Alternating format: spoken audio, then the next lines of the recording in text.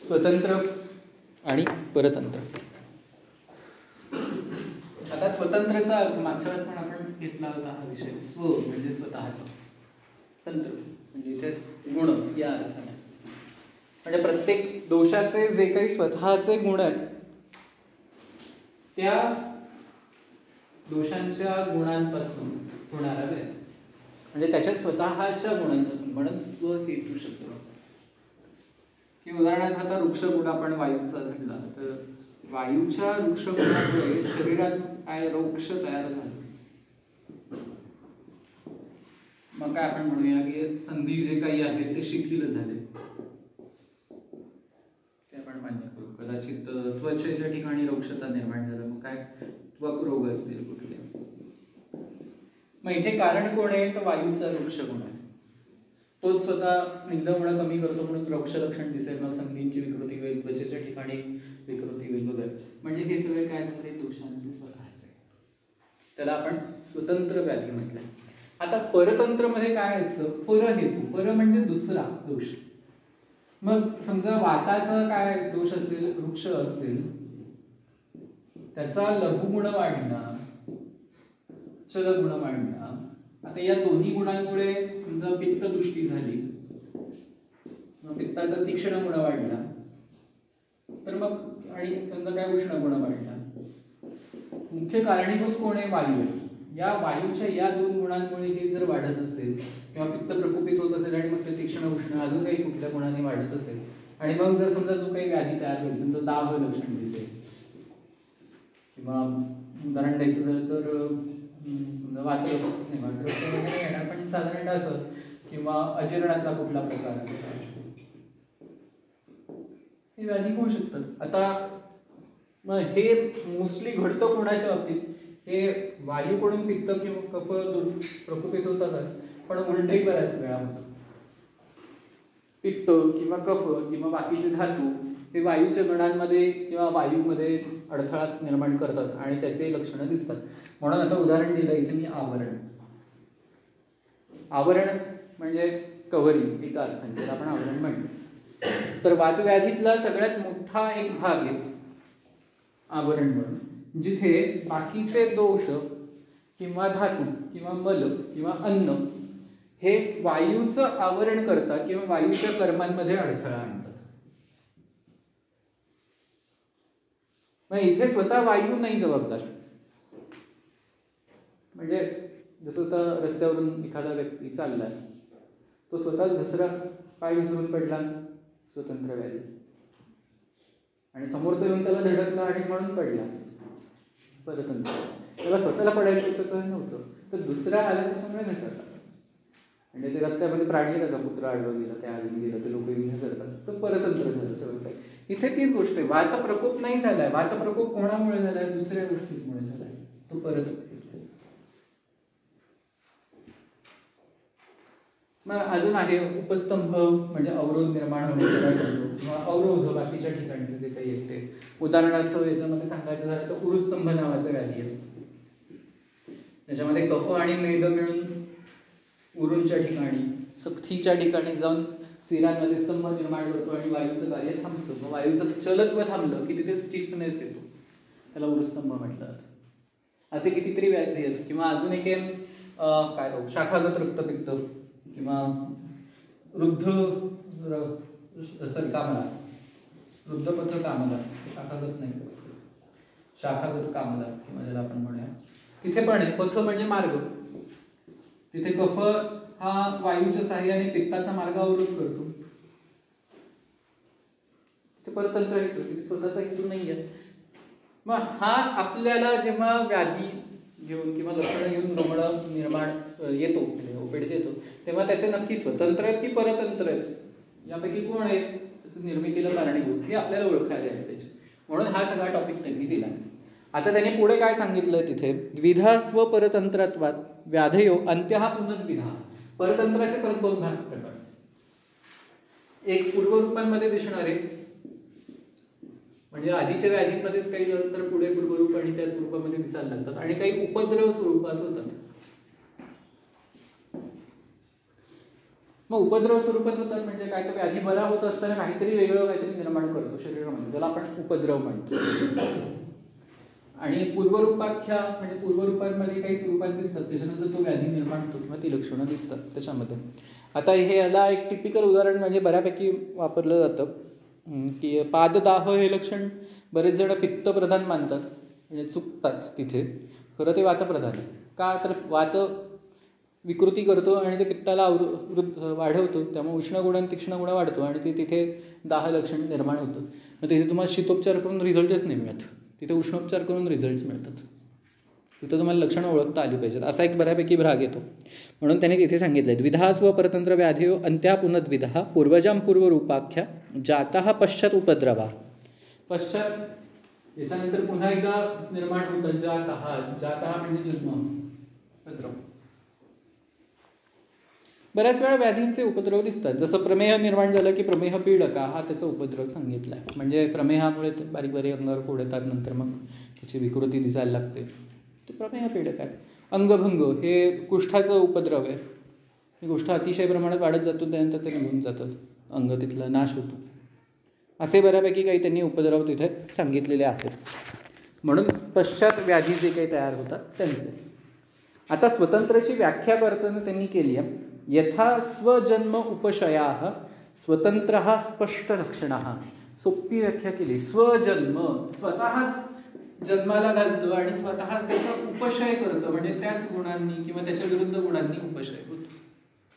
इथे वृक्षगुण वाढलाय वायूचा, त्यामुळे रोगशत्व आहे, त्वक रोग वगैरे झालेत. मग इथे वृक्षगुणाच्या विपरीत असलेला तुम्ही स्निग्ध गुण वापरला, हे रोगशत्व कमी होतं आणि त्वक रोग बरे होतात. उष्ण गुणाने पित्त वाढले,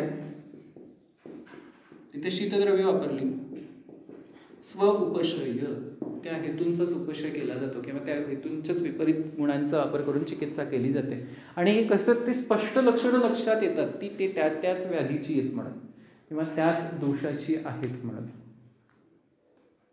तेव्हा लक्षात येतं. त्याला कोणी असोसिएट येत नाही.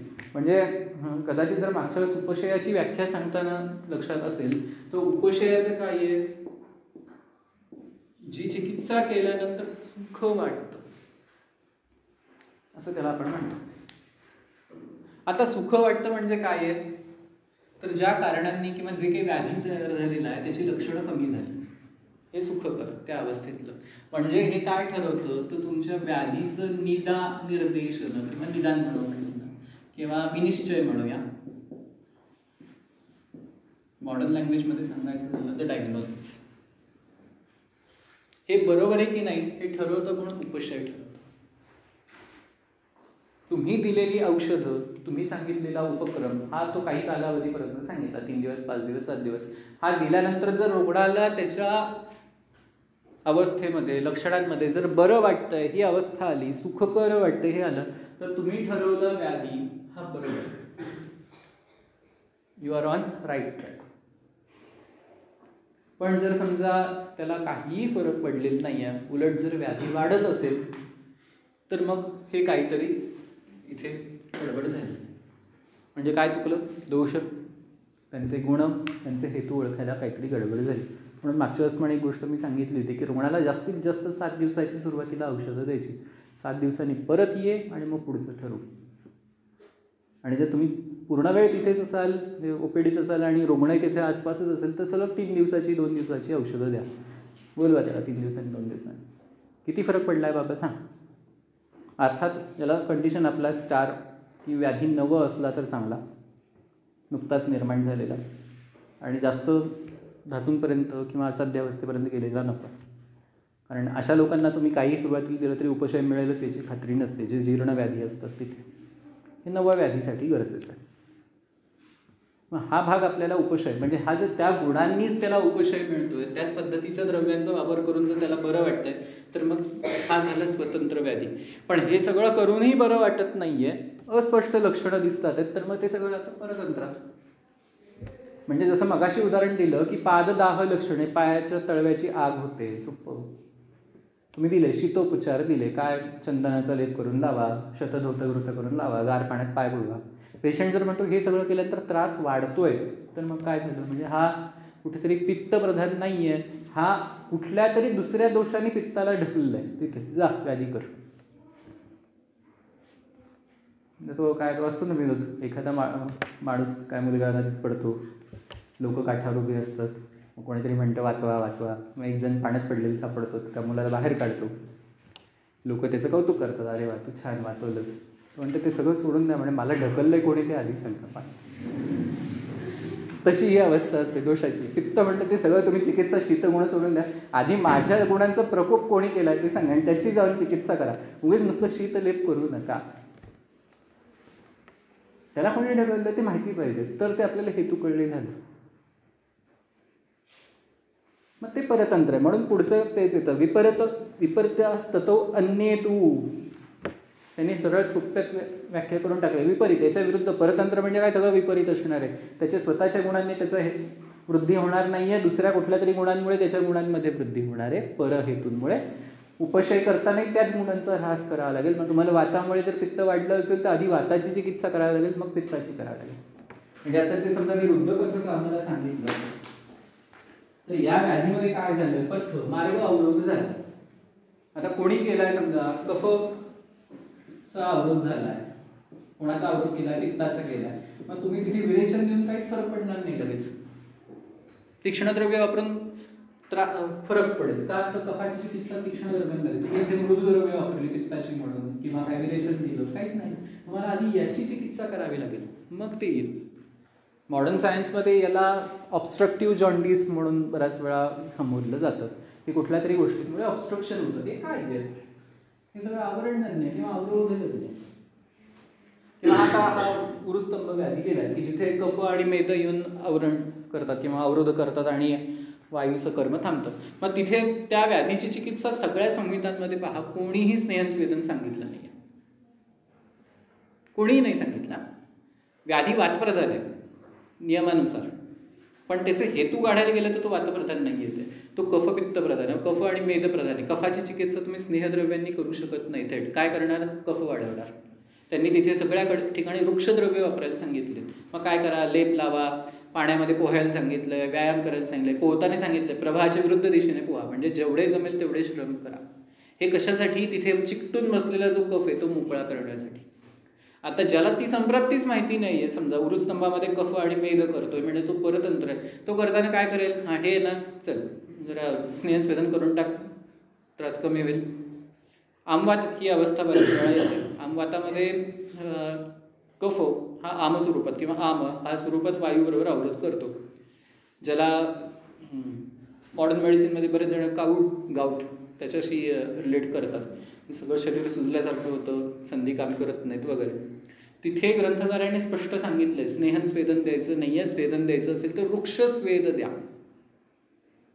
आणि असं बऱ्याच वेळा ओपीडीमध्ये होतं, लोक पाहतात, मी स्वतः काही पेशंट्स पाहिलेत की त्यांची कंडिशन नाही कळली, तुम्ही त्यांना स्नेहन दिलं, स्वेदन दिलं, दुसऱ्या दिवशी त्याचं दीडपट शरीर घेऊन येत होतं, सगळं सुजलेलं असतं अजून. तो म्हणतो काहीच करता येत नाही मला, ते घेतल्यानंतर त्रास झाला. मग हे आपल्याला आधी ओळखता आलं पाहिजे की तो केवळ वातव्याधी आहे स्वतंत्रमध्ये की परतंत्र, कफामुळे किंवा आमामुळे वातव्याधी झालेला आहे. मग वृक्षस्वेदाने काय होतं, आमाचं विलयन होतं, लंघनाने काय होतं, आमाचं विलयन होतं. जशी जशी आमाची लक्षणं कमी होतात तशी तशी आपल्याला मग स्नेहद्रव्य, तेल वगैरे वापरता येतं, नाही तर तिथे काही वापरता येत नाही. यासाठी मगाचं सूत्र गरजेचं आहे, अवस्थाविद. आपल्याला अवस्था कळली पाहिजे त्याच्यामध्ये, ही कोणाची आहे नक्की. आमाचा संपर्क आहे, कफाचा संपर्क आहे, वायूचा संपर्क आहे, पित्ताचा संपर्क आहे, रसाचा आहे, रक्ताचा आहे, मांस, मेद, अस्थि, मज्जा, शुक्र, पुरीष, मूत्र, स्वेद, अन्न. या सगळ्यांनंतर मग तुम्ही ठरवा तो व्याधी स्वतंत्र आहे की परतंत्र. केवळ स्वतंत्र व्याधी हेतू सापडतात, ठीक आहे. आता जसं आगंतुज मध्ये म्हणू आपण, आगंतुज हे स्वतंत्र व्याधी तशा अर्थाने, कारण पडला म्हणून जखम झाली, व्रण तयार झाल्या, काय आघात हा स्वतंत्र हेतू आहे. मग चिकित्सा फक्त तेवढीच होते, तिथे काय बाकीचा विचार करायची गरज पडत नाही. पण बाकीचे दोष वाढल्यामुळे जर व्रण तयार झालेला असेल, उदाहरणार्थ आपण कार्सिनोमा म्हणूया, ते एक प्रकारचे व्रणच येतो किंवा व्रणशोथच आहे, मग तिथे अवस्था वेगळी येते. तिथे तुम्हाला स्वतंत्र आणि परतंत्र या दोघांना डिव्हिड करावं लागतं, मग ते हेतू ठरवून चिकित्सा ठरवायला लागते. म्हणून तो कष्टसाध्य किंवा असाध्यच जातो का, सन्निपात किंवा संसर्ग अवस्थेत जातो, 2 किंवा 3 दोष एकत्र येऊन तिथे व्याधी करतात. मग नक्की कोणी लीड घेतलं माहितीच नसतं. जसं 15-20 जण एकत्र येतात आणि कोणीतरी मारायला लागतं, मग नक्की कोणी मारायला सुरुवात केली तीच कळत नाही. तसं तिथे ग्रुप असतो, मग ते असाध्यमध्ये जातात. म्हणून ही गोष्ट त्यांनी सांगितली की ह्या विपर्य आहेत, याच्या पूर्ण विरुद्ध गुणांचा विचार इकडे करायचा.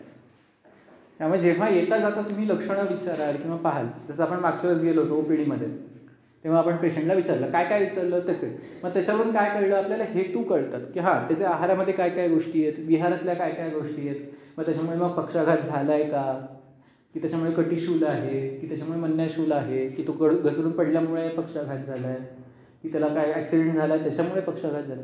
हेतू स्वतंत्र आहेत आणि त्या हेतूनुसार, स्वतंत्र म्हणजे वेगळे, त्याच्यानुसार मग आपण ठरवतो की हा वातामुळे झाला आहे की पित्तामुळे झाला आहे की कफामुळे. म्हणजे आपल्याला त्यांच्याशी जेवढे वेळा आपण प्रश्न विचारू तेवढ्या वेळा आपल्याला ती उत्तरं मिळणार आणि त्याच्यावरून आपण अनालाइज करू शकतो. हा महत्त्वाचा भाग त्याच्यासाठी आला.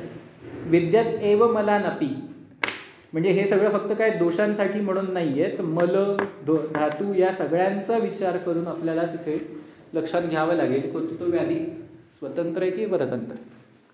थोडक्यात एवढंच लक्षात ठेवा, जेव्हा दोष स्वतःच्या गुणांनी व्याधी करतात त्याला स्वतंत्र म्हणायचं. त्यांची चिकित्सा ही त्या गुणांच्या विपरीत गुणाची चिकित्सा होते.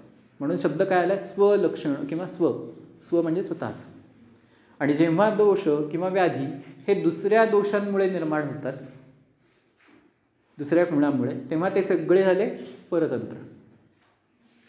जसं इंग्रजांनी आपलं स्टेट चालवणं, भारत चालवला, ते कॉलोनियल स्टेट होतं, वसाहत होतं. आपण कोणाची वसाहत होतो, इंग्रजांची. तेव्हा काय होतं, आपण परतंत्र होतो त्यांच्यानुसार. लंडनने एखादी ऑर्डर सोडली की मग आपल्याला चेंज करावं लागायचं. आता काय झालं, स्वतंत्र झालो. आपल्याला लंडनकडे मागणी करायची गरज पडत नाही की हां आम्हाला आता हे करायचं. आपण उलटं त्यांची मागणी येते की आता तुमच्या देशात काही करायचं असतं आम्हाला परवानगी द्या.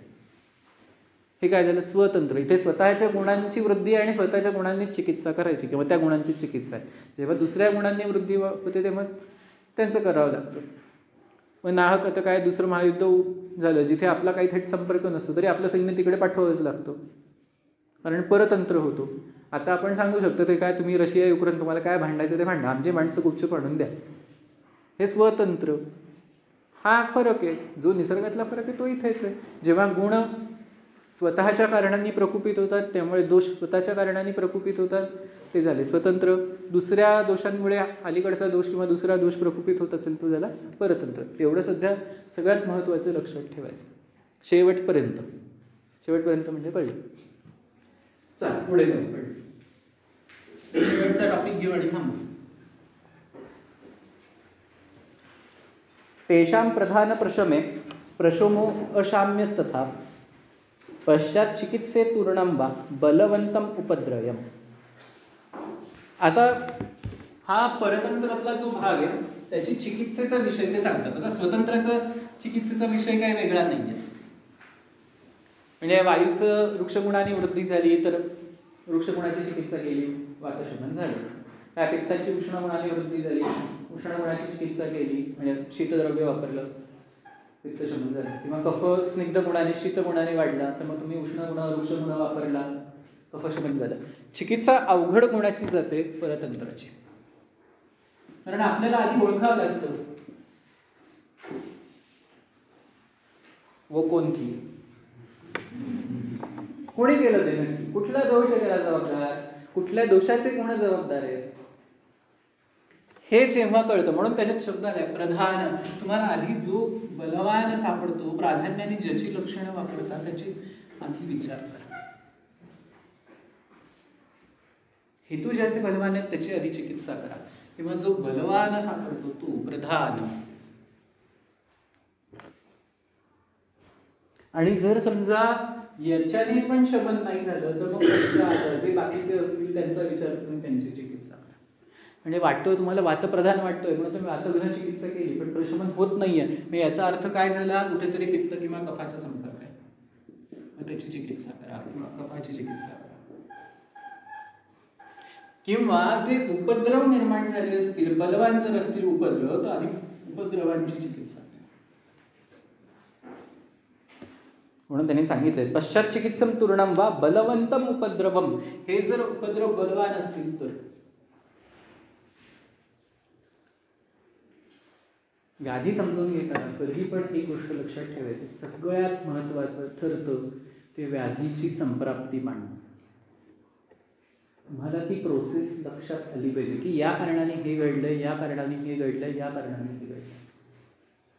जेव्हा तुम्हाला तो पूर्ण, ज्याला आपण पॅथोजेनेसिस म्हणूया किंवा एटिओजेनेसिस म्हणूया, ती जेव्हा पॅथोफिजिओलॉजी कळेल किंवा एटिओलॉजी जेव्हा कळते की या हेतूंमुळे या दोषांचे हे गुण वाढलेत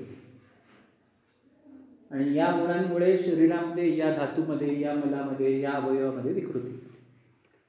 उदाहरणार्थ समजा वायूचा वृक्षगुण, आपण काय वृक्ष पदार्थांचं सेवन केलं म्हणून वायूचा वृक्षगुण वाढला, शरीरामध्ये वृक्षत्व वाढलं, मग रसक्षय झाला, रक्तामध्ये पण वृक्षगुण दिसायला लागला, मांसक्षय दिसायला लागला, अस्थिंमध्ये क्षयत्व दिसायला लागलं, मग त्याला काय समजा कटिशूल लक्षण दिसायला लागलं, रसपांडू लक्षण दिसायला लागलं, मग तो काय भ्रम यायला लागला, मूर्छा यायला लागली, चक्कर यायला लागली, पाय गळून गेले, अशी काय लक्षणं चंद्रदूत भाषेमध्ये, त्याला आपण पिंडीभूत म्हणूया किंवा पाद दौर्बल्य म्हणूया, अंगसाध म्हणूया, ही लक्षणं दिसायला लागली. पण जेव्हा वृक्षगुणाचा आहार केल्यामुळे वातप्रकोप झाला, ते खाली सगळ्यात शेवटी पादशूल, कटिशूल इथपर्यंत, ही प्रोसेस ज्याला व्यवस्थित समजते किंवा जो मांडू शकतो तो चिकित्सा करू शकतो. हे सगळं शिकायचं कारण ते. आपण काय करतो, चिकित्सेचा मुळात अर्थ असा वापरला जातो की संप्राप्ती भंग, म्हणजे ही जी काही वरपासून खालपर्यंतची जी काही प्रोसिजर आली आहे ती मध्ये कुठेतरी थांबवायची.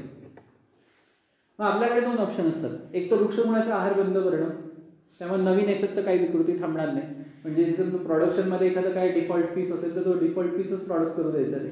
पण मग आता मार्केटमध्ये ते डिफॉल्ट पीस आलेले त्याचं काय करायचं, मग त्याच्यासाठी आपण दुसरी चिकित्सा सुरू करतो. मग ती धातूंसाठी होते, मग ते रसायन वापरा, मग ते व्याधी विपरीत वापरा, ती गुण विपरीत वापरा, ती तिथे चिकित्सा होते. हेतू विपरीत ज्या कारणांनी व्याधी झाल्या त्याच्या विरुद्ध गुणांची वापरली किंवा ते हेतू बंद केले, ती हेतू विपरीत झाली. व्याधी विपरीत म्हणजे आता पुढे तर मार्केटमध्ये आलंय प्रॉडक्ट, मग ते प्रॉडक्ट आल्यानंतर मग काय करायचं, मग शेवटी मेकॅनिकला सांगायचं की बाबा या पद्धतीने ते गाडीमध्ये चेंजेस कर, म्हणजे गाडीचं जे काही डिफॉल्ट निघून जाईल. प्रत्येक वेळेस गाडी परत घेणं नाही परवडणार आम्हाला, कंपनीला नाही परवडत बाबा प्रत्येक वेळेस गाडी नवीन घ्या, परत नवीन घ्या, त्या माणसाला मॅन्युफॅक्चर करून नाही जमणार, तुम्ही तिथेच करू, आम्ही आमचं प्रोडक्शन थांबवतो. हा भाग आपल्याला तिथे संप्राप्ती भंगामध्ये करायला लागेल की आता वृक्षगुणाने वातप्रकोप झाला, मग तो रसक्षय झाला, मग रसक्षय भरून काढण्यासाठी मग रसवृद्धिकर द्रव्य वापरा, अस्थिक्षय भरून काढण्यासाठी मग अस्थिवृद्धिकर द्रव्य वापरा, मांसक्षय भरून काढण्यासाठी मांसवृद्धिकर द्रव्य वापरा. मग काय होतं, एकाच वेळेस धातूंमध्ये पण प्राकृत अवस्था येते, धातूंची चिकित्सा सुरू होते, त्या दोषाची चिकित्सा सुरू होते, हेतूही थांबतात, म्हणजे पुढचे तयार होणारे परमाणू हे प्राकृत होणार आहेत, पुढचे असणारे धातू हे प्राकृत असणार आहेत. तुम्हाला जर कार्यकारण वाद झाला नाही पण समजा त्याच्यामध्ये स्वभावपरम वाद वाचला असेल कदाचित, तर उपरम म्हणजे नाश, स्वभाव, स्वभावाने प्रत्येक गोष्टीचा नाश होतो. म्हणजे थोडक्यात अर्थ असा की जी गोष्ट निर्माण होते तिचा नाश नक्की आहे, तिचा नाश करण्यासाठी शरीराला वेगळी योजना करायची गरज पडत नाही. जसं आरबीसी 120 दिवसानंतर मरतात, बरोबर. अजून काय समजा WBC असतील त्या कालावधीमध्ये काय हिमोग्लोबिन कॅरियर जे काही असेल समजा त्याचं काही ठराविक काळानंतर डेथ असेल, किंवा जे काही शरीरातले ज्या काही सेल्स आहेत त्यांचं रिजनरेशन चालू असते, पहिलं जातात नवीन येतात, पहिल्या जातात नवीन येतात. हे काय आहे, हे उपरम आहे, नाश. आता आरबीसी नष्ट करण्यासाठी काय शरीर वेगळी काही यंत्रणा राबवतं का, आपल्याला कळत पण नाही की नवीन आरबीसी इतकी जुनी आरबीसी शरीरामध्ये. आज तयार झालेले 10 असतील, उद्या तयार झालेले 10 असतील, परवा तयार झालेले 10 असतील, मग आजच्या बरोबर 120व्या दिवशी संपतील, मग उद्याचे जेव्हा काही 120वा दिवस असतील तेव्हा ते संपतील, बरोबर.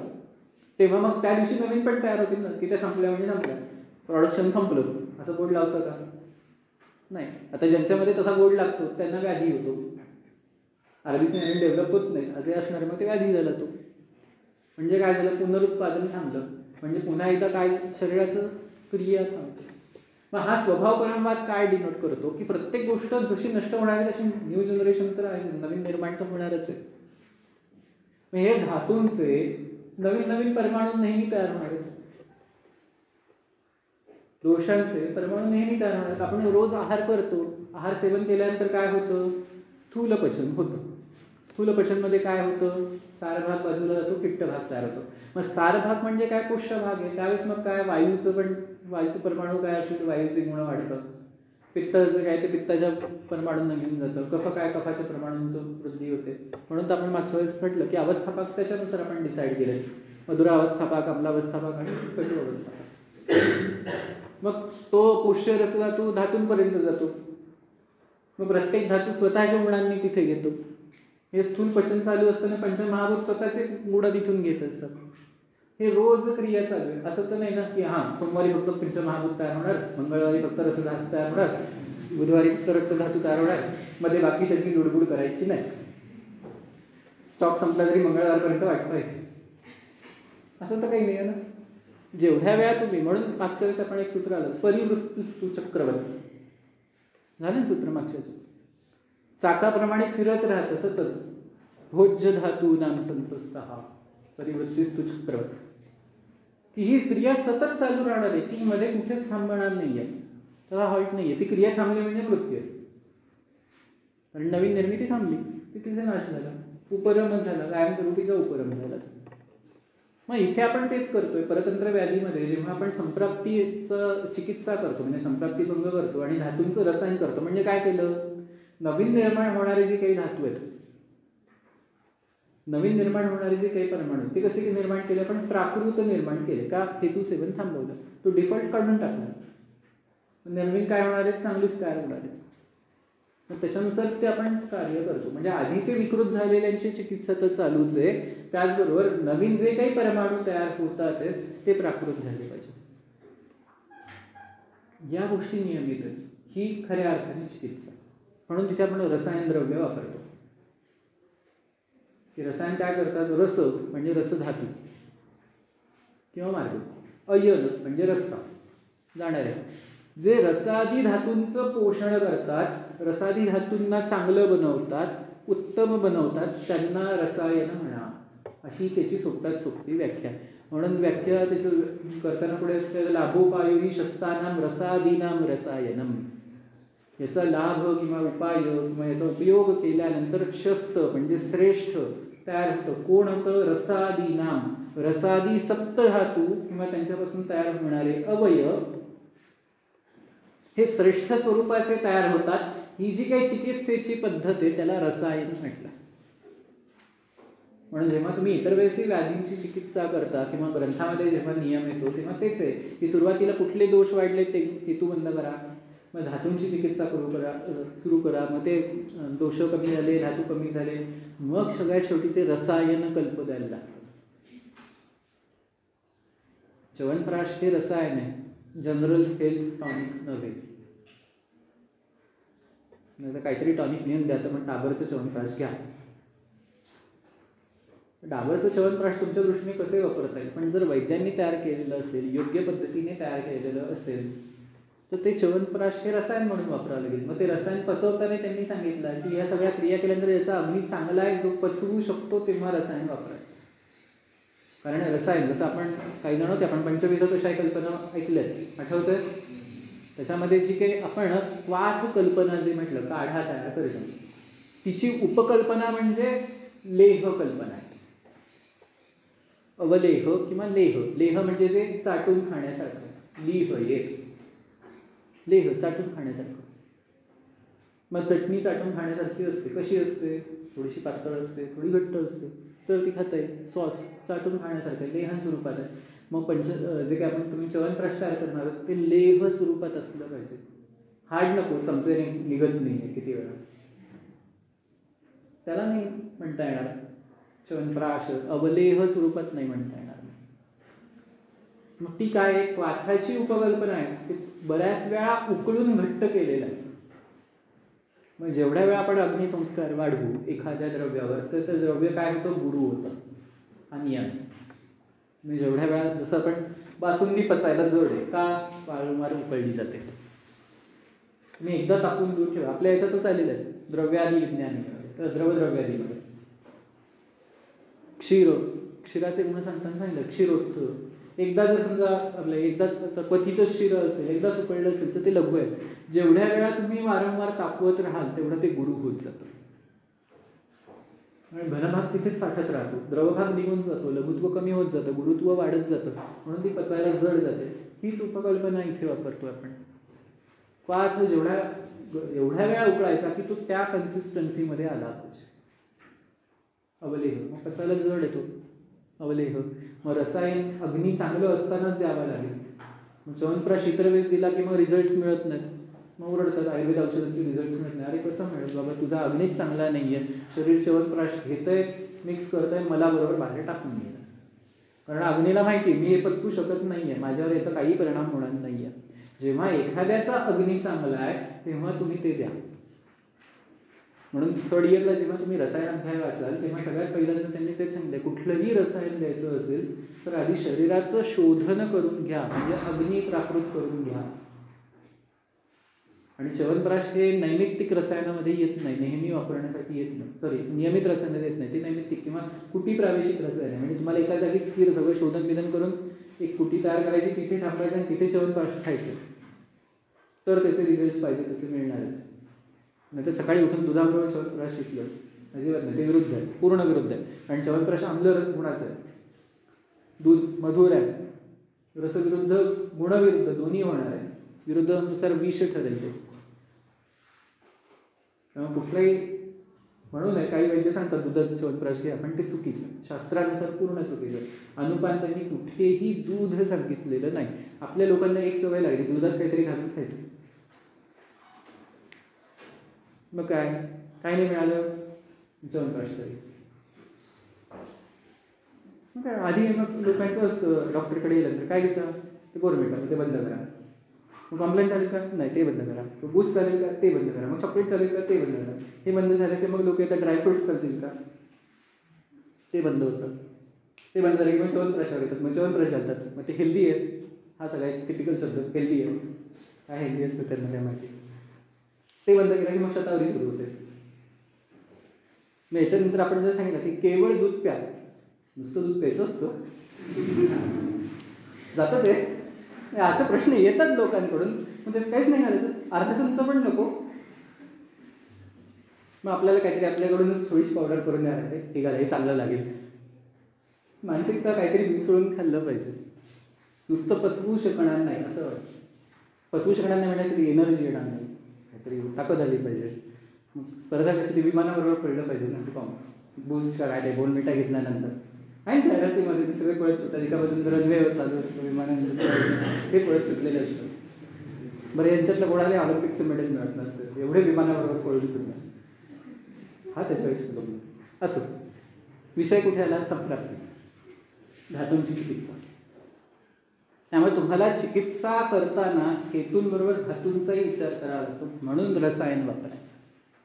रसायन वापरताना अग्नी चांगला असणं गरजेचं, कारण सगळे व्याधी सगळ्यात शेवटी जाऊन येतात अग्नीकडे. आपण काही सूत्र अष्टांगमध्ये वाचतो, एक झालेलं रोगानुत्पादनेमध्ये रोगाणां सर्वे पिजायन्ते वेगोदाहरण दुर्णे कार्य, बरोबर, उदिरण धारणे, बरोबर, सगळे काय वेगांचं उदिरण किंवा धारण केलं तर व्याधी होतात. तसंच आहे, अग्नी विकृती झाली, मंदाग्नीमुळे पण सगळ्या प्रकारचे व्याधी निर्माण होतात. सूत्र आलं. हा मंदाग्नी कुठे आला, अग्नी, जाठर अग्नी, त्याचं कार्य मांद्य झालं. इथे कफप्रधान असलेला मंदाग्नी नाही, हा कन्फ्यूज करू नका. कफप्रधान असणारा मंदाग्नी हा प्राकृत आहे, त्याच्या शरीरामध्ये तो मंदाग्नी असणं गरजेचं आहे, तर त्याला कफप्रधान म्हणता येईल. एखाद्याचा तीक्ष्णाग्नी जरी असला, विषमाग्नी जरी असला, समाग्नी जरी असला, तरी सुद्धा जर तो योग्य प्रकारे अन्न पचवत नाही, पचवू शकत नाही, ते सगळे मंदाग्नी झाले. म्हणून इथे आपण मंदाग्नीपेक्षा लोक शब्द वापरतात अग्निमांद्य, अग्नी कमी झाला. हे प्राकृत नाही, हे विकृत आहे. मग अग्निमांद्य झालं तर मग त्याचे परमाणू व्यवस्थित तयार होणार नाही. जो सारभाग तयार व्हायचा आहे तो सारभाग व्यवस्थित तयार होणार नाही, किट्टभाग व्यवस्थित तयार होणार नाही. मग शरीरामध्ये आम वाढत राहतो, मग आम वाढला की व्याधी तयार होतात. मग आपल्याला चिकित्सा काय करावी लागते, लग्न द्यावं लागतं, ज्यायोगे अग्नीवरचं आवरण कमी होऊन जाईल, अग्नीला कमीत कमी पचवावं लागेल. मग अग्नी आधीचं राहिलेलं शिल्लक राहिलेलं आधीचं फाईल वर्क संपवेल, हे संपवा ते संपवा, जो काही त्याचा सिलेबस उरला आहे तो आम नावाचा, तो एकदा नावाचा सिलेबस संपला की मग आपण अग्नीला वाढवणार आहोत. मग त्याला दीपन करतो, नंतर आधी पाचन करतो, मग दीपन करतो, मग नंतर रसायन द्रव्य देतो की बाबा सगळं झालं तुझं, आता रसायन घे, म्हणजे शरीरातले सगळे धातू ताजे होते. एवढा चिकित्सेचा क्रम आहे. आणि हा आपल्याला सगळ्या व्याधींमध्ये करावा लागतो. सगळ्या जे मोठे व्याधी आहेत ते, अल्पकालीन व्याधी नाही. 2 दिवसाच्या सर्दीला एवढं करायची गरज पडत नाही. त्याला नुसतं लंघन दिलं तरी तो बरा होतो, त्याला नुसतं उष्णोदक दिलं तरी बरा होतो, त्याला एवढासा सुंठीचा तुकडा खायला दिला तरी सुद्धा बरा होतो. कारण ती अवस्थित येते त्या काळापुरती. त्याचे हेतूही काय बलवान नाही आहेत. तो गुरुव्याधी नाही आहे. गुरुव्याधी म्हणजे काय, येणार आहे तो टॉपिक याचा अध्याय. गुरुव्याधी नाही आहे. गुरुव्याधी म्हणजे जसे हेतू बलवान आहेत आणि लक्षणही भरपूर आहेत, त्यांना गुरुव्याधी म्हणायचं. आणि अल्पव्याधी किंवा लघुव्याधी म्हणजे जसे हेतूही कमी आहेत आणि लक्षणही कमी आहेत, ते लघुव्याधी आहेत. गुरुव्याधी म्हणजे काय, जीर्ण प्रतिष्ठाय, वर्षानुवर्ष नुसती सर्दी आहे. मग अशा व्यक्तींची चिकित्सा करताना तुम्हाला हेतू विपरीतही करायला लागते, व्याधी विपरीतही करायला लागते, रसायनही द्यावे लागते. विशेष म्हणजे मला ॲलर्जी आहे या कॅटेगरीतली लोक आहेत ना, झाडून घेतलं शिंका सुरू झाल्या, कोणीतरी तिकडे झटकलं शिंका सुरू झाल्या, बाहेर जाऊन आले शिंका सुरू झाल्या, खिडकी दारं बंद असून बाहेर पाऊस पडला तरी शिंका सुरू झाल्या, मला ॲलर्जी. ठीक आहे, दोष प्रकोप आहे. हा दीर्घकालीन दोष प्रकोप. मग तुम्हाला चिकित्सा त्या पद्धतीने करावी लागेल. नुसती ॲलर्जीची औषधं देऊन सिटोप्लाझी चूर्णाने फरक पडणार नाही. त्यासाठी तुम्हाला चिकित्सा ठरवावी लागेल व्यवस्थित. तुमच्यातलंच बऱ्याच वेळा असतं, जेव्हा गेटपासून माझ्याकडे घ्यायला येतं, काय इथे औषध घेतलं बरं वाटलं नाही, बरं बाबा किती दिवस घेतलं, 2 दिवस घेतलं. तुझा व्याधी किती वर्षांपासूनचा आहे, 8 वर्षापासूनचा आहे, 4 वर्षापासूनचा आहे, 6 महिन्यापासूनचा आहे. असं कुठलं मेडिकल सायन्स आहे की जे 6 महिन्याच्या व्याधीला 2 दिवसात बरं करतं. आता ते खरं कारण काय असतं ते मलाही माहिती आहे, पण हेतू तो आहे. मग हा विचार आपल्यालाही करता आला पाहिजे. जेवढा जीर्ण व्याधी, गुरुव्याधी, तेव्हा त्याला चिकित्सेचा कालावधी तेवढा लागणार असेल, किमान तेवढा तरी द्या तर तो बरा होईल. आणि आपल्याकडे येणारे रुग्णही अशाच पद्धतीने घोड्यावर बसून आलेले असतात. काय ते लवकर करून टाका, त्यांना समजावून सांगाल. शहाणे असतील तर थांबतात, नसतील त्यांची दैवगती, जे काय त्यांना करायचं ते होऊ शकेल. मग इथे प्रधान व्याधी, पुन्हा एकदा चिकित्सेचा विषय. जे उपद्रव आहेत ते जर बलवान असतील तर त्याची चिकित्सा आधी करा. प्रधान त्याची चिकित्सा करा. नक्की विचार करा कुठल्या गोष्टींनी रिझल्ट मिळतात आहेत, त्याच्यानुसार चिकित्सा ठरवा. ब्लाइंडली जाऊ नका. म्हणून महत्त्वाचं थेरॅप्युटिक्स. नक्की वापरता काय आलं पाहिजे हे माहिती पाहिजे. नुसतं इंडेक्स वापरून औषधं द्यायची नाही. इंडेक्स वापरून म्हणजे काय, थेरॅप्युटिक इंडेक्स आहे कंपनीची, त्याच्यावर लिहिलं असतं हे औषध याच्यावर वापरायचं, ते औषध त्याच्यावर वापरायचं, बस उचललं देऊन टाकलं. नाही रिझल्ट मिळाले मग का नाही मिळालं, त्याची फलश्रुती पहा ना. मागच्या जसं सांगितलं की कितीतरी कल्प आपण वाचणार आहोत. 2 ओळींची प्रोसिजर असते फक्त, तयार कसं करायचं. खाली 8 ओळी कुठे लिहिलेले असतात की ते औषध कुठे चालू होतं किंवा वापरलं जातं त्याच्यासाठी. खरी गंमत ते खालच्या 8 ओळींमध्ये असते, त्या अवस्था त्यांनी दिलेल्या असतात. अधिकार वेगळाच याच्यात असतो म्हणून वापरतो दुसरीकडे. आता जसं कॉमन आहे, सगळ्यांना माहिती आहे, सिटोप्लाझी चूर्ण कॉमन वापरलं जातं. सगळे सर्दी म्हटलं की अगदी ज्याला मेडिकल सायन्स एम माहिती नाही ती लोकंसुद्धा, किंवा आयुर्वेदातले माहिती नसलेले सिटोप्लाझी चूर्ण वापरतात सर्दीला, माहिती झालं. त्याचा अधिकार आहे उरक्षतातला. उरक्षत नावाचा व्याधी आहे, क्षयजन्य व्याधी आहे. धातुक्षय तीव्र झालेला असतो तेव्हा वापरणं जाणार तर कल्प आहे. वापरतो कुठे आपण, नेहमीच्या सर्दीमध्ये. कारण त्याचं कल्पाचं कंपोजिशनच तसं आहे की तुम्ही सहजतेने वापरू शकता. लहान मुलांमध्ये अगदी मलस्वरूप व्यवस्थित नाही, तिथे सिटोप्लाझी काम करतो. कसं करतो, ज्याला वापरतो त्याला कळतो. तो काही नाही तर तेही देऊन मोकळा करतो, होतं चांगलं राहतं बच्चू आरामात. लोक बऱ्याच वेळा कल्पांना अनुपान म्हणून सिटोप्लाझी वापरतात कारण चवीला गोड आहे म्हणून, पण तिथेही ते काम व्यवस्थित करून दाखवतं. ज्याला माहिती तो बरोबर प्रमाणात वापरतो, संयोग व्यवस्थित करतो. मग ही गोष्ट आपल्याला समजली पाहिजे की नक्की धातूंवर कुठलं औषध काम करेल, नक्की त्या दोषांवर कुठलं औषध काम करेल, किती अवस्थेत काम करेल, कुठल्या पद्धतीने अवस्थेत काम करेल. याच्यासाठी आधी तो स्वतंत्र आहे की परतंत्र आहे हे समजावं. कुठले दोष त्याच्यामध्ये गेलेत, कुठले धातू त्याच्यामध्ये आहेत, कुठली मल आहेत, कुठले स्रोतस आहेत, कुठल्या कला आहेत, कुठलं मर्म आहे, कुठल्या संधी आहेत, ह्या गोष्टी समजून घ्या आणि मग चिकित्सा करा. म्हणून सगळा जेव्हा आपण व्यवस्थित अभ्यास करू तेव्हा त्याचे रिझल्ट्स मिळतील. म्हणून त्यांनी सांगितलं काय, तेषां प्रधानं प्रशमे प्रशमो अशाम्यस्ततस्तथा पश्चात चिकित्सा तूर्णं वा बलवंतम उपद्रव. आता याच्यानंतर जो काही व्याधी क्लिष्ट शरीर असते पीडा करतरोही हे आहे. आणि पुढचं जे सूत्र आलंय, विकार नाम अकुशलो न जिर्हियात कदाचन न ही सर्व विकाराणां नामतो अस्ति ध्रुवा स्थितिः.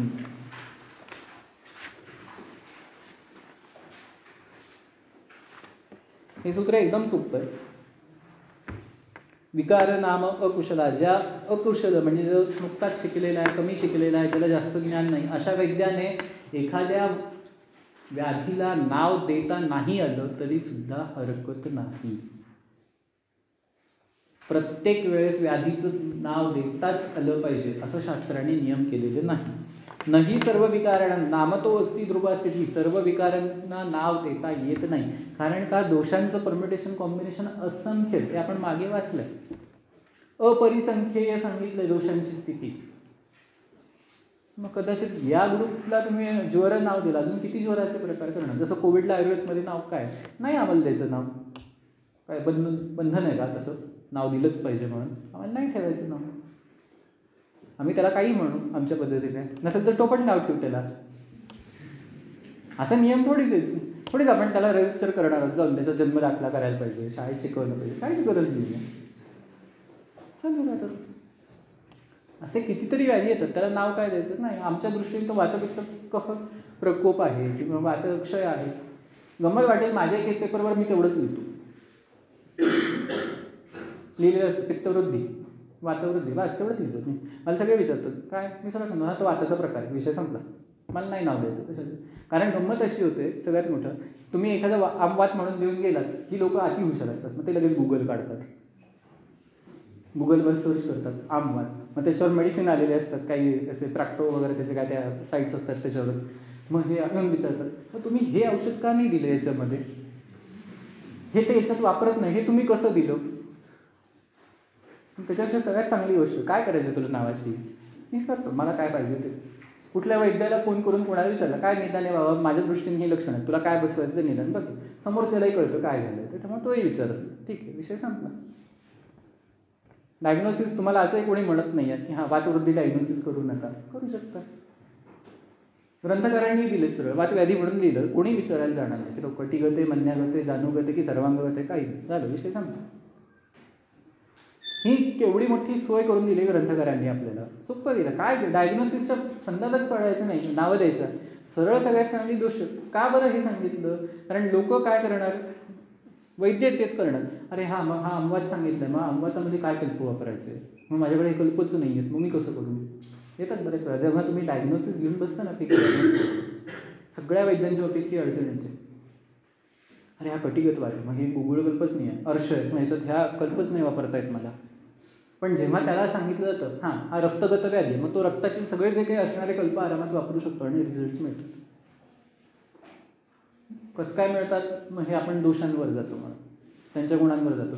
जेव्हा फक्त नॉमिन क्लेचरवर जातो, नावावर जातो, तेव्हा मग सगळं म्हणजे शेक्सपियरचं काय ते वाक्य नावात काय आहे ते इथे लागू पडतं, काय नाही नाव. ठीक, पुढचं सूत्र घेऊ आणि थांबू. स एव कुपितो दोषा समुत्थान विशेषता स्थानांतराणी च प्राप्य विकारान कुरुते बहुन तस्मात् विकार प्रकृतीर अधिष्ठानांतराणी च बुद्ध्वा हेतू विशेषांश शीघ्रम कुर्यात उपक्रमम. आत्तापर्यंत जी काय आपली बडबड चालू होती, हेतू ओळखा, त्याचे स्थान ओळखा, त्याची लक्षणं ओळखा आणि काय करूया, कुर्यात चिकित्सा किंवा उपक्रम शीघ्र लवकरात लवकर चिकित्सा करा. डायग्नोसिस करण्यात वेळ घालवू नका. त्या याच्यावर कुठलं ते ॲमेझॉन प्राईमवर हे लागायचं हाऊस एम डी, कधी कोणी पाहिलं असेल तर चांगली गोष्ट, नसेल पाहिलं तर पहा म्हणता web series. Doctor Gregory house म्हणून एक आहे, तो शिकागो कुठल्या तरी हॉस्पिटलचा दाखवलेला, आणि त्याच्याकडे डिपार्टमेंट असतं डायग्नोस्टिक मेडिसिन, म्हणजे त्या डिसीजचं डायग्नोसिस करून देणं. आणि ते पूर्ण एक एपिसोड एका पेशंटवर चालतो त्यांचा की, आणि त्याच्यात गंमत अशी की ते सगळ्यात शेवटी डायग्नोसिस होतं एपिसोड संपताना. तोपर्यंत ते डायग्नोसिस कसं केलं जातं याचे प्रोसिजर पाहण्यासारखे आहेत. की सुरुवातीला एक लक्षण दिसतं, काय स्वेलिंग आहे, मग तो विचार करतो, मग काय काय त्याच्याकडे असं व्हाईट बोर्ड, मग ते सगळे करू शकतात की कुठल्या कुठल्या व्याधींमध्ये स्वेलिंग सापडू शकतं. मग हे ब्लड रिपोर्ट सापडलं का, हे युरिन रिपोर्टमध्ये हे सापडलं का, मग त्याच्यावरून रूल आउट केलं जातं की नाही मग हे 3 व्याधी नाही आहेत, हे 2 व्याधी आहेत. मग या 2 व्याधींमध्ये मग परत लक्षणं पुढचं काय येतं, मग स्वेलिंग बरोबर काय आहे, समजा स्टिफनेस आहे का, की अजून काय वेगवेगळे असतील, काय मुझिंग आहे, स्वेलिंग आहे, काय एपिलिप्टिक एपिसोड्स आहेत, काय असेल ते, हे सगळं प्रत्येक गोष्ट पाहून मग त्याला मेडिसिन दिले जातात त्यावेळेस कंडिशनल. मग नाही, मग इथे स्टिरॉइड्स वापरून पाहू, इथे अँटीबायोटिक्स वापरून पाहू, इथे पेन किलर्स वापरून पाहू, इथे काय इलेक्ट्रोलाइट इम्बॅलन्स झाला असेल तर तेवढे लिक्विड देऊन पाहू, किंवा काय ऑब्झर्वेशन करू. मग मेडिसिन दिल्यानंतर काय इम्पॅक्ट होतो आहे, हे उपशय ना. जर मेडिसिन दिल्यानंतर झालं असा त्रास वाढला म्हणजे काय झाला, अनुपशय झाला म्हणजे काय झालं, डायग्नोसिस चुकलं, तो तेच करतो, डायग्नोसिस चुकलं, हे चुकीचं आहे, हे देऊन त्रास होतं म्हणजे हे चुकीचं काहीतरी, चला पुढे जाऊया. शेवटी मग फायनली कन्क्लुजनला येतात सगळं काही करून, हां याचा हा व्याधी आहे, याच्यावर हे वापरा. हीच गोष्ट इथे त्यांनी सांगितली. तुम्ही सगळ्या गोष्टी एकदा व्यवस्थित पहा, निदान पंचकातल्या 5ही गोष्टी नीट पहा. हेतू पहा, पूर्वरूप पहा, उपशय पहा, रूप पहा, लक्षणं पहा, संप्राप्ती पहा, आणि मग ठरवा हा व्याधी कुठला. पण ते करत असेल तुम्ही चिकित्सा देऊ शकता तात्पुरती, गरज पडली तर. जर व्याधी अगदी प्राणाशी आलेला असेल, जीवच जाणार आहे, मग काहीतरी द्यायला पाहिजे, त्याच्यानुसार तुम्ही ठरवा चिकित्सा द्या तात्पुरती. म्हणून उपशय भाग तुमच्याकडे तर दिलेला महत्त्वाचा, की त्याच्या दरम्यान देत राहा तुम्ही. हेतू कळाले, हेतूची विपरीत चिकित्सा सुरू करा, कदाचित फरक पडेल. पूर्वरूप कळाले, त्याच्यानुसार चिकित्सा सुरू करा, कदाचित फरक पडेल. संप्राप्ती लक्षात आली, चिकित्सा सुरू करा, फरक पडतो. करत राहा, थांबू नका. त्याचं म्हणणं आहे की एक रॉंग डायग्नोसिस तेवढंच चुकीचं जातं की तो त्याचं सगळ्यात पहिलं सिम्पटम काय येतं, चुकीचं निदानाचं, पेशंट मरतो. हे त्यांनी सांगितलेलं वाक्य. आणि आपले शास्त्रकारी तेच म्हणतात की चुकीची चिकित्सा घेण्यापेक्षा, निदान म्हणून चिकित्सा घेण्यापेक्षा ते लोखंडाचा रस काढून पिलेलं चांगलं. म्हणजे काय झालं, हीच अवस्था, हे आपलं मृत्यू नक्कीच आहे. हाच भाग जो इथे त्यांनी सांगितला, स एव कुपिता दोष हा समुत्थान विशेषात, कुठल्या कारणाने कुठे वाढलेला आहे तो विचार करा, कुठला दोष वाढला आहे तो, स्थानांतर आणि कुठल्या कुठल्या स्थानांमध्ये त्याची वृद्धी झाली, क्षय झाली आहे, कुठल्या कुठल्या प्रकारचे विविध विकार तो निर्माण करू शकतो, प्राप्य विकारान बघून. तस्मात विकार प्रकृतीर अधिष्ठान अंतराणीच, मग ते विकार होण्याचं कारण काय आहे, त्याचं अधिष्ठान काय आहे, कुठल्या कुठल्या स्थानांमध्ये तो निर्माण होऊ शकतो, या सगळ्या गोष्टीचं ॲनालिसिस करा आणि चिकित्सा सुरू करा. वाट पाहत बसू नका, रिपोर्ट आल्यानंतर करू. ठीक आहे. मोठा टॉपिक होता, थोडासा जड झाला असेल. परत एकदा तुम्ही रिव्हिजन द्या. नाही काही लक्षात आलं तर नंतर पुन्हा एकदा विचारा की हा काही टॉपिक नाही समजला किंवा काही अडचण असेल. याच्यातले महत्त्वाचे 2च पॉईंट्स आहेत.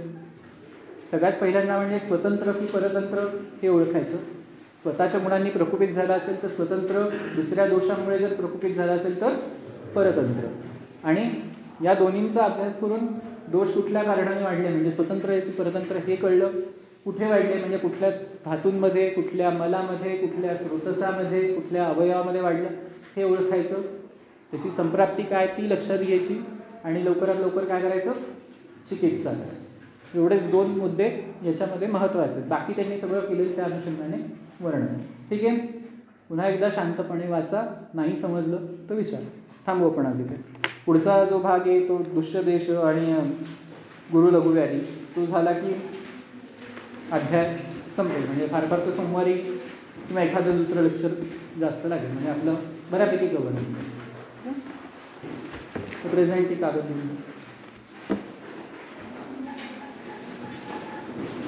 बरं. दुपारी 2:30 वाजताची नोटीस टाकलेली आहे कॉन्फरन्स हॉलमध्ये. सगळ्यांनी या. सगळ्यांच्या श्रद्धांजलीचं कार्य ग्रुपवर टाकलं.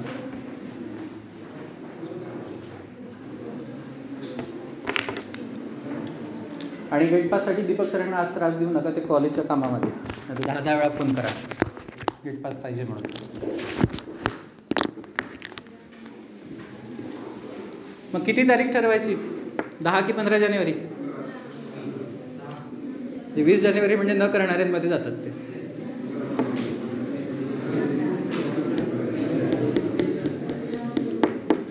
ते आपण ते संसदेत घेतात तसं वोटिंग करायचं की 10 वाले किती आहेत. अरे किती आहेत? 10 जण. 10 तारीख कोणाकोणाला पाहिजे? झाले 1 2 हात कसे कसे आले. 15 तारीख किती जणांची? Majority goes to 15.